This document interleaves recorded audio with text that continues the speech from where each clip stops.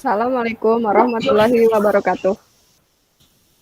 Halo semuanya, pada kesempatan kali ini kami dari kelompok 5 Ekonomi Mikro Islam akan menjelaskan mengenai market and price competition.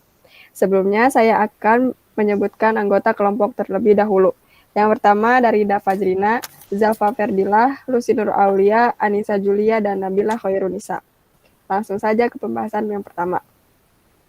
Struktur pasar. Perusahaan yang beroperasi dalam pasar persaingan sempurna sering disebut sebagai penerima harga atau price taker, yaitu harga produk yang ditetapkan oleh kekuatan pasar berdasarkan konsep keseimbangan pasar.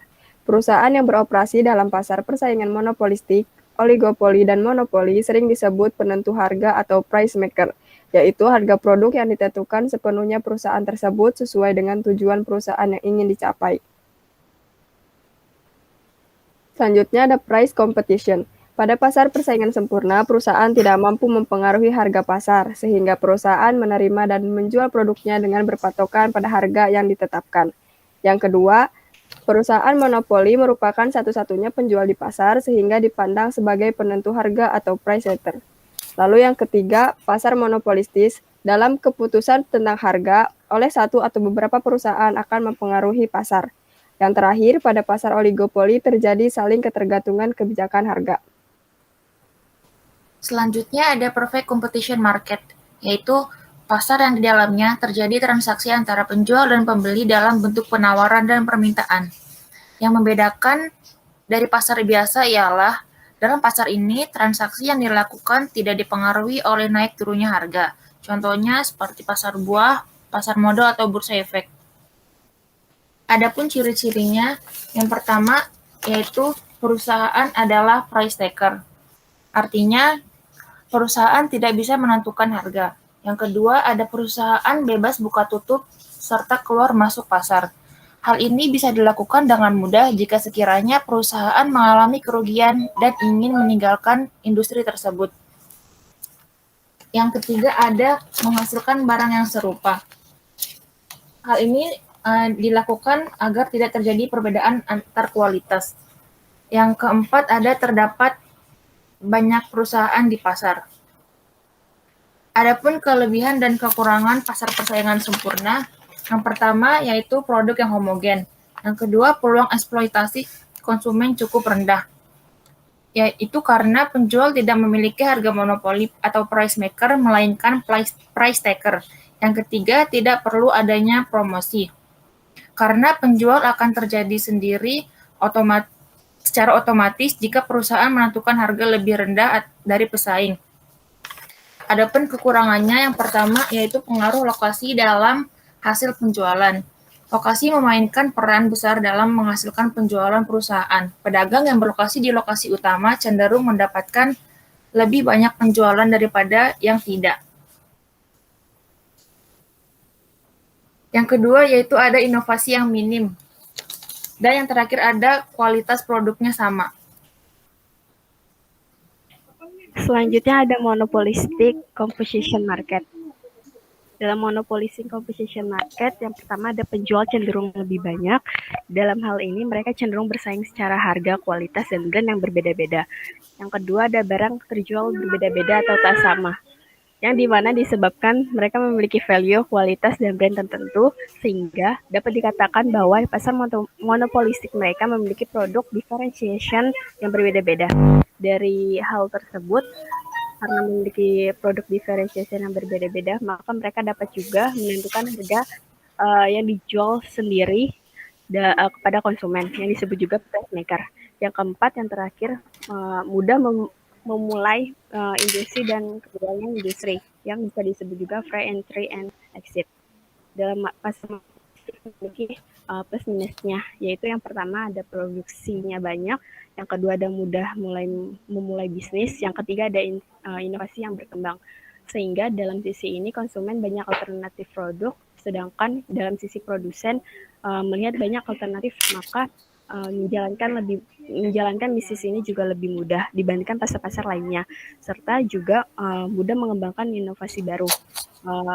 Contohnya dalam monopolistic competition market ini itu dalam bidang fashion. Selanjutnya ada oligopoli market.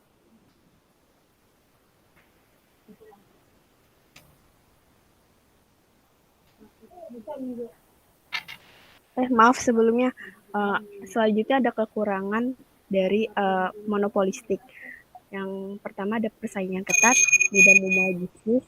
Yang ketiga ada biaya marketing yang cukup. Selanjutnya ada oligopoli market.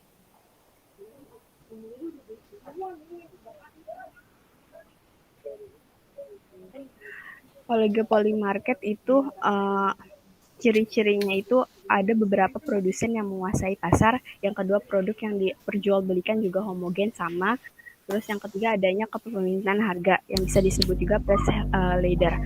Karena adanya persamaan barang dan barang massa pada penjualan tersebut, maka price makernya itu memiliki penguasaan pasar dan harganya juga sama yang bisa saling menggantikan satu sama lain.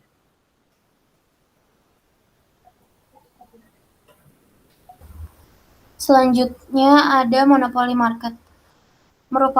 Monopoli market merupakan bentuk pasar yang hanya memiliki satu penjual atau produsen dengan banyak pembeli. Contohnya PLN dan PDAM. Ciri-cirinya, yang pertama, hanya satu perusahaan yang menjual produk yang tidak dapat disubstitusi oleh produk lain. Yang kedua, produsen baru sulit masuk ke dalam pasar monopoli. Yang ketiga, produsen tidak melakukan produksi. Yang keempat, produsen menjadi penentu harga. Selanjutnya ada game teori. Game teori atau teori permainan adalah teori yang menganalisis bagaimana kita mengambil keputusan setelah merespon keputusan yang diambil oleh pemain lain. Tujuan game teori atau teori permainan adalah untuk menganalisis proses pengambilan keputusan dari situasi persaingan yang berbeda dan melibatkan dua atau lebih kepentingan. Selain itu, juga bertujuan untuk menemukan strategi yang dapat diterima dan optimal dalam suatu situasi konflik.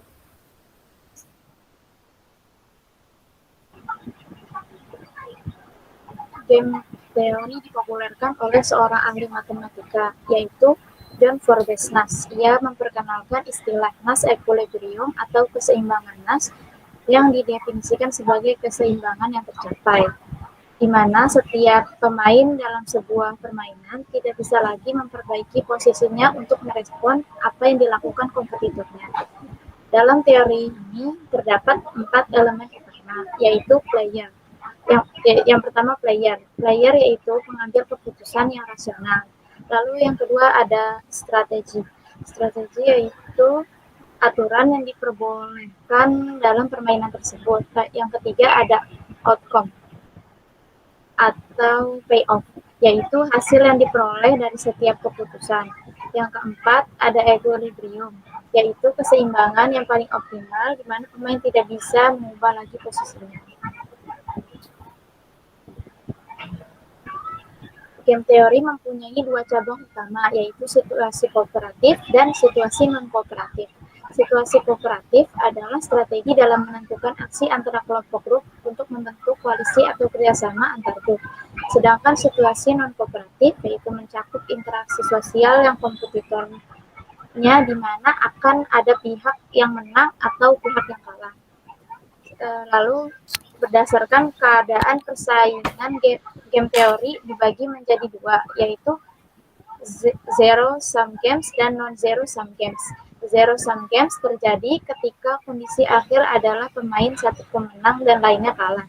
Sedangkan non zero sum games terjadi ketika kondisi akhir tidak ada pemain yang menang dan kalah. Hanya kemungkinan menang dan kemungkinan kalah, serta strategi yang digunakan telah diketahui. Sekian yang dapat kelompok kami sampaikan.